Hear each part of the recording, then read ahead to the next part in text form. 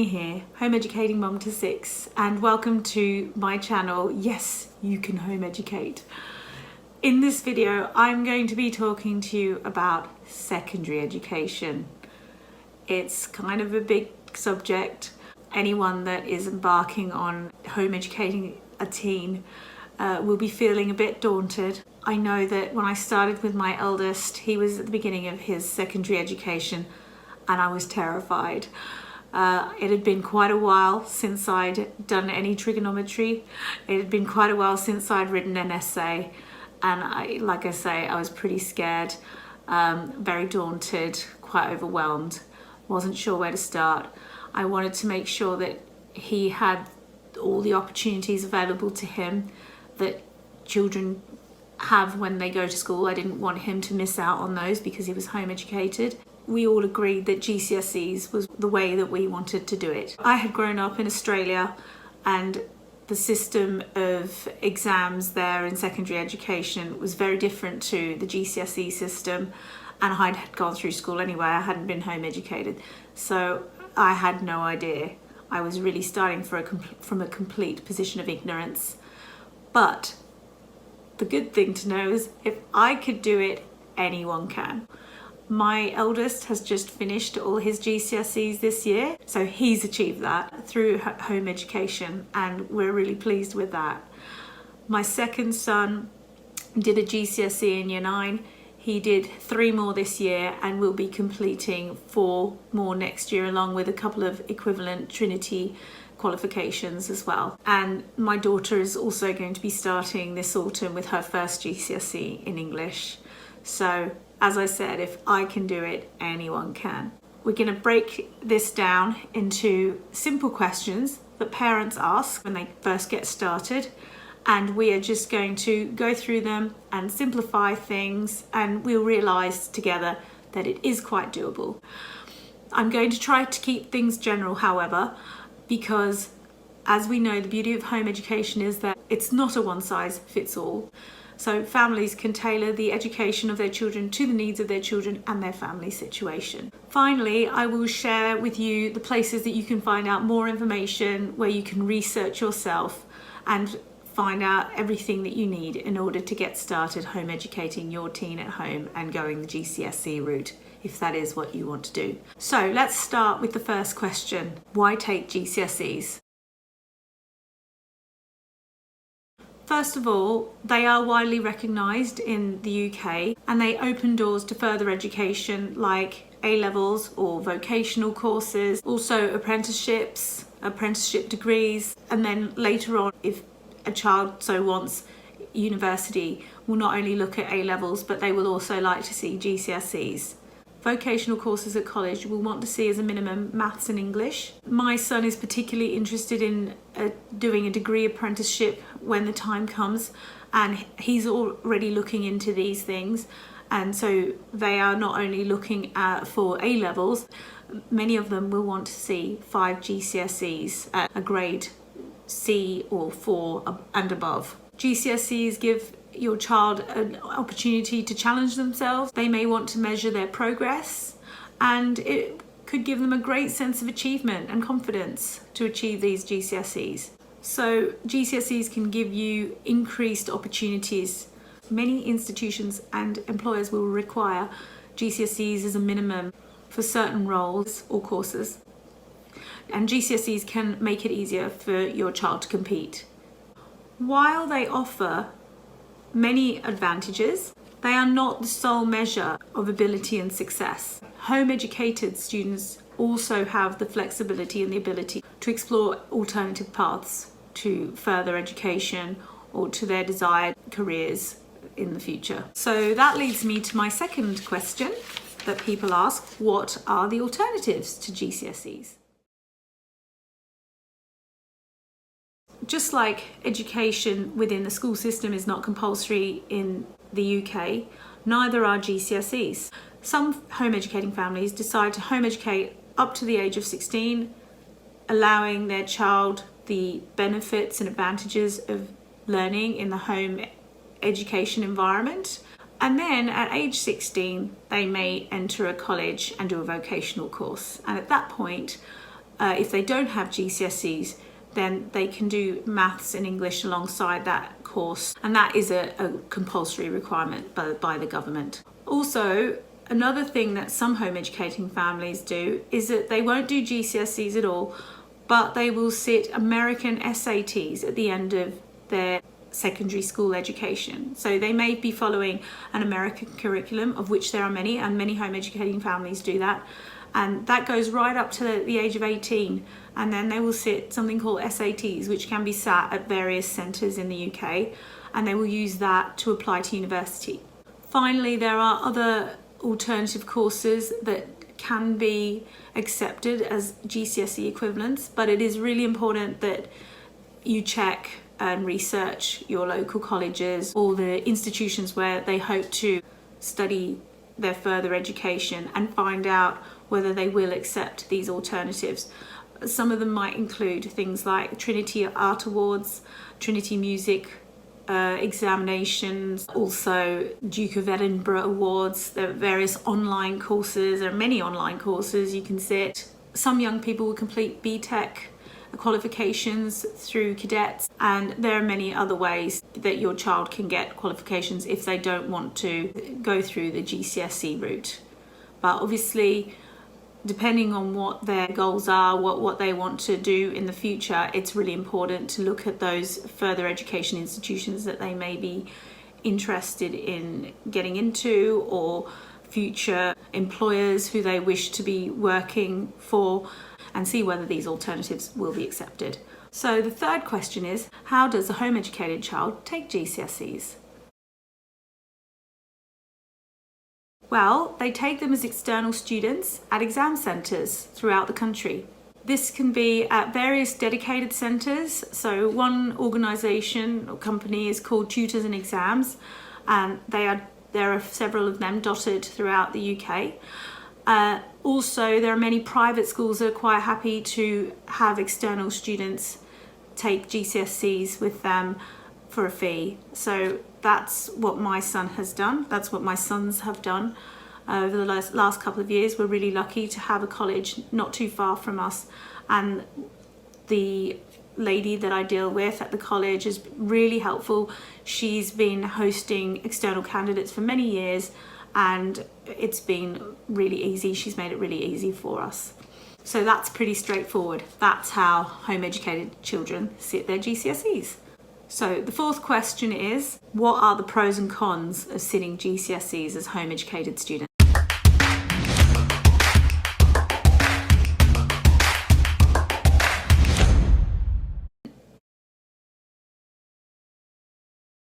So let's start with the pros. Your child can sit their exams when they're ready. They might be ready sooner, they might need a little more time. There's no pressure to sit their GCSEs all in one go in year 11 when they turn 16. They're absolutely free to do it when they like.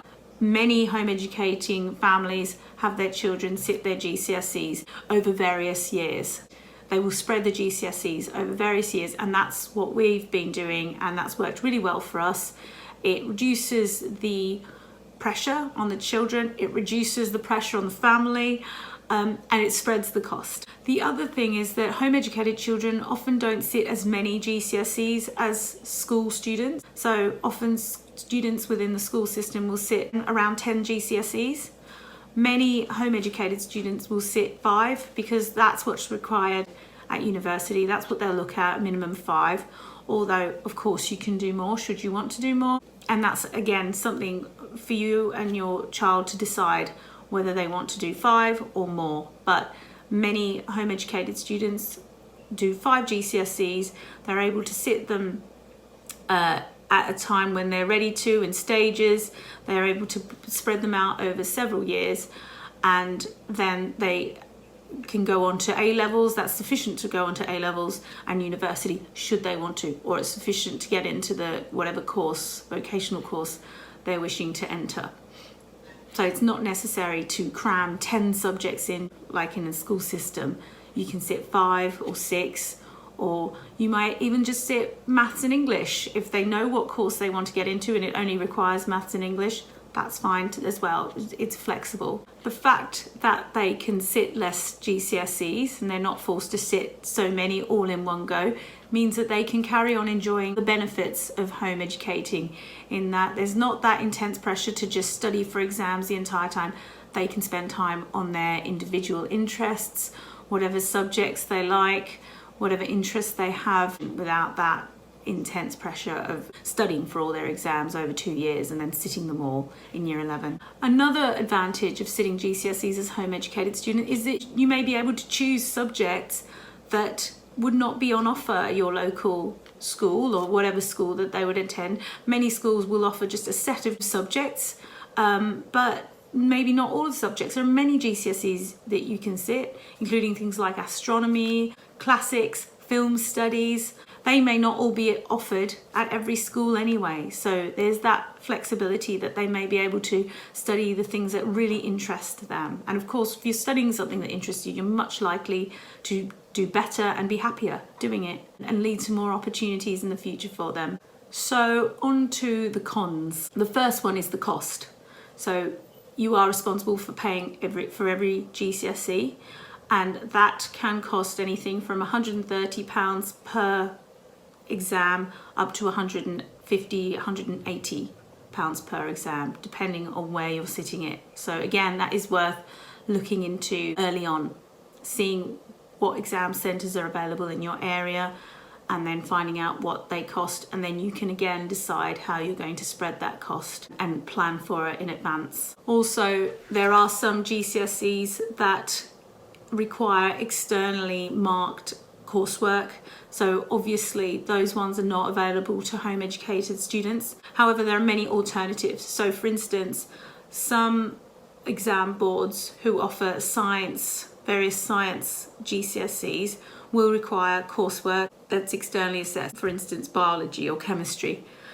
So you would not be able to sit those exams as a home educated student. However, there are other exam boards that will offer exam only marked GCSEs that your student can do. So for instance, my son's done biology, chemistry and physics, and he's done the Edexcel I GCSE, which is equivalent to the GCSEs. It's accepted as equal in terms of UCAS points to the GCSEs. The I stands for international. So these are international GCSEs that can be sat all over the world at various centres, but there are many private schools that offer them in the country as well. And the beauty of them is that they are exam based only, so there is no externally marked coursework, and that's not a problem for home educated students. Having said that, since COVID lockdowns, many of the GCSEs also do offer exam only based qualifications, so more and more subjects are being opened up to home educated students. Another one of the cons is, along with the fact that some will require externally assessed or independently assessed coursework, some other subjects might require practical exams. And they're not completely out of the question, but they might be difficult to access. There are various course providers that can arrange that, but again, it just requires a little bit of research. So I think that covers the main disadvantages of doing GCSEs for home educated students. Question number 5, how do we get started doing GCSEs at home? One of the first things to do is to research the exam boards. There are various. The main ones are Edexcel, AQA, Cambridge International, OCR, I think there's a couple of others, but look up the exam boards. They all have websites, and you can look at the syllabi of the different subjects, look at whether the subjects are marked exam only. You can look up the various syllabi to see what's included in the subjects, what various topics. Have a look at the different exam boards, have a look at what they examine, what does the course look like, and see what would suit your child. So like I said, you need to choose the exams that are 100% exam based, or find a course provider that can help you with coursework should that be possible. decide how many years that you want to take and when you want them to take their GCSEs, how long you want to dedicate to studying towards those GCSEs, how long you think it might take. Decide how many GCSEs. You will need to look at whether you want to self-study or will you use a course provider, of which there are many. And again, that's something to research. Another question to ask is, do you want them to start studying for GCSEs in year 7? Or do you want them to take some time doing Key Stage 3? Again, some home educators won't bother with Key Stage 3. Their child might be ready, they might feel really confident with certain subjects, and they will just focus on a couple of subjects in year 7 and maybe work towards doing a GCSE exam in year 8. And then they may pick up a couple more exams in the following year and then work towards doing those exams and just really take things slowly and easily. Other families, for instance, our family, I just felt that I wanted my children to do KS3 for a couple of years. We didn't take the 3 years that the school system allocates. We took 2 years so far with my first 2 sons. That suited them. Obviously, I don't know how it'll be for my younger children. You just have to tailor it to the child. But my eldest 3 were able to do KS3 studies over 2 years and get a good idea about various subjects, keeping things quite broad so that they could then decide what GCSEs they might want to take later on. And then we started GCSEs studies a year earlier than they would in school, so in year 9 rather than year 10. Actually, one of my sons started a GCSE subject in year 8 and that was computer science, and he sat that in year 9. But he was still doing that alongside Key Stage 3 subjects. And then he has slowly built up and added in the GCSE courses that he's wanted to do. He's done a couple more GCSEs this year, 3 more actually, and then he will be doing another 4 next year.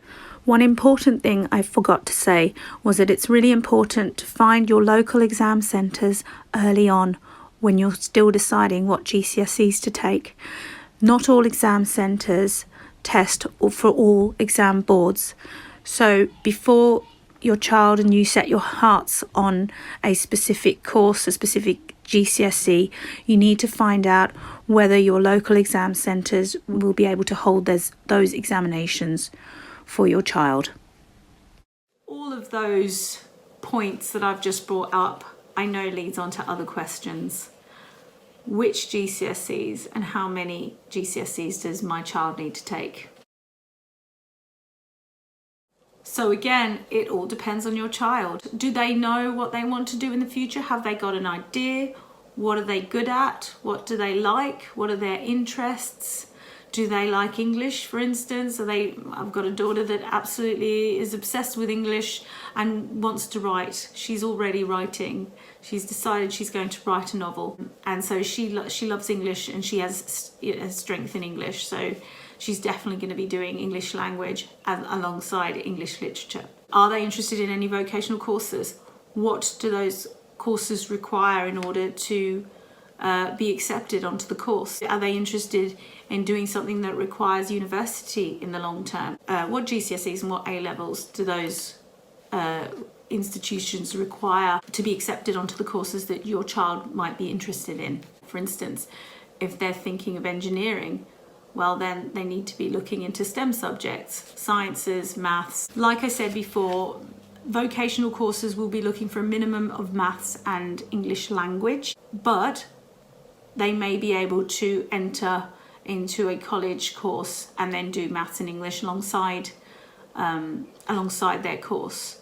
Other courses will expect them to have those in advance, and like I said, many A-level colleges will expect 5 GCSEs as a minimum, and then further on, if they think they might want to go to university in the future, universities will be expecting 5 GCSEs along with their A-levels. So it really does depend how many GCSEs. It might just be maths and English. It might be 5 different GCSEs, and you would choose them again according to their interest. If they're not sure what they want to do, it makes sense to keep their options open. So obviously maths, English, some sciences, a humanity, a history or a geography, just to try and keep things open. There's GCSEs on so many subjects, and again, it's just really worth investigating and researching, and there's lots and lots of information on this online. So the final question that I've got here is, where can I find out more and where can I get support with home education for GCSEs? There was no books, no online courses, and very little resources in the world of artisan bread baking for home bread bakers. And Well, the first place I would send you to is a fantastic website called HE-Wiki. I will put the link in the description below. Go there. It is an encyclopedia of information for parents of home educated students wanting to achieve GCSEs. It's absolutely wonderful.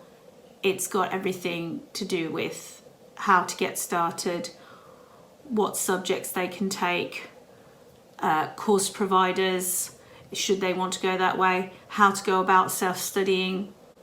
It's got a list of exam centres for the regions throughout the country. The next place I would send you to is Facebook. Again, I love Facebook. Facebook is a fantastic support and resource for home educating parents who need the support and help. The HE-Wiki website has got a Facebook group, and it is called HE UK Exams and Alternatives Group. So look that up. Again, I'll put the link in the description below, and then you can talk to parents, other parents who are doing it. There are some, expert parents, veteran homeschooling parents on there who run the Facebook page and will have various files and information and loads of advice to help. I would send you to the local home education groups. Again, go to your local home education groups, as in your regional groups, and ask there again, because one of the things you want to do early on is find out if you have got exam centres near you, and ask other parents if there's other parents that have children sitting GCSEs and where, and from then on you can ask all sorts of questions. There are loads of Facebook groups for the specific subjects, so GCSE subjects, parents of children sitting those subjects, and again, they share so much information. The home educating community is wonderful. Everyone helps each other. It seems that people are so happy to just support each other, share information, good courses to use, good textbooks, things that have helped them. Once your child has decided what subjects they want to do, go on and type in whatever it is, example, home education, GCSE maths, and you will find the GCSE maths home education group, and you can do that for pretty much all the main subjects. And of course, how could I forget, you need the exam boards. Just go onto their websites. So I hope that this video has been helpful and at least pointed you in the right direction if you and your child are thinking about the GCSE route. Look at those links in the description below. They're the place